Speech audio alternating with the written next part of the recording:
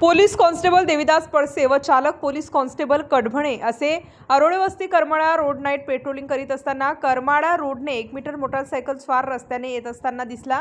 आम्ही त्यास थांबवण्याचा इशारा देऊन त्यास थांबवून त्याचे नाव गाव व पत्ता विचारला असता तो कोठे चालला आहे याबाबत विचारणा केली असता त्याने आम्हास उडवाउडवीची उत्तरे दिल्याने आमचा संशय बळावल्याने आम्ही त्याच्या ताब्यातील मोटारसायकलची कागदपत्रे बाबत विचारपूस केली असता त्याने माझ्याकडे परवाना व कागदपत्रे नसल्याबाबत सांगितल्याने आम्ही सदरची मोटारसायकल व सदर इसमास ताब्यात घेऊन सदर घटनेबाबत रात्रग्रस्त पेट्रोलिंग करीत असणारे सहाय्यक फौजदार कदम व चालक पोलीस कॉन्स्टेबल 460 MT मिसाळ यांना फोनद्वारे सदर घटनेबाबत माहिती देऊन त्यांना बोलावून घेतले असता लागलीच सहाय्यक फौजदार कदम यांनी 2 पंचांना बोलावून घेऊन त्यांना हकीकत समजावून सांगितली।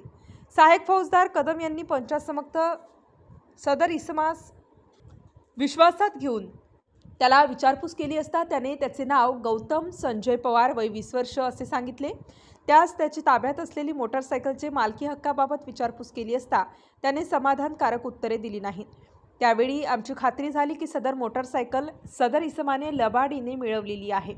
स्टार न्यूजसाठी महेश पाटील, नाशिक।